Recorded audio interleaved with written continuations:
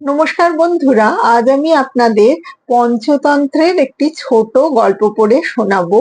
গল্পটির নাম দুই ব্রাহ্মণের কাহিনী।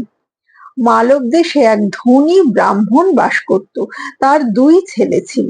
হঠাৎ ব্রাহ্মণের মৃত্যুর পর দেখা গেল তার যথেষ্ট ধন সম্পদ রয়েছে। পিতার মৃত্যুর পর দুই ভাই যৌথভাবে থেকে ধনসম্পত্তি ভোগ করত। হঠাৎ তাদের মধ্যে কি হলো কে জানে, তারা ঠিক করলো আর নয়, এবার তারা পৃথক হবে। বেশ ভালোই চলছিল এতদিন।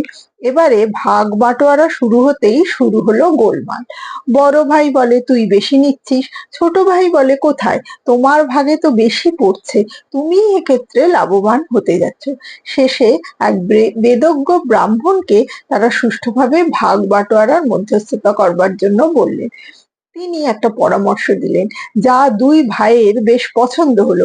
তিনি বললেন, তোমরা এক কাজ করো, প্রতিটি জিনিস তোমরা আধাআধি ভাগ করে নাও, তাহলে তো আর কোনো গোলমাল হবে না। মধ্যস্থ ব্রাহ্মণের কথা মতো দুই ভাই তাই করতে লাগলো। তারা কেউই বেশি চায় না, তবে সমান ভাগ চায়। এতটুকু কমও কেউ নিতে রাজি নয়। শুরু হলো ভাগাভাগি। ঘর বিছানা সমান ভাগে ভাগ হলো, ধনসম্পদও তাই করা হলো, সমান ভাগে ভাগ করা গেল সমস্ত কিছুই। কিন্তু এখানেই তো সমস্যা, বাড়িতে একটিমাত্র দাসী রয়েছে, তাকে কিভাবে ভাগ করা সম্ভব? বেশ খানিকক্ষণ ভাবনা চিন্তা বাক বিতণ্ডা চললো।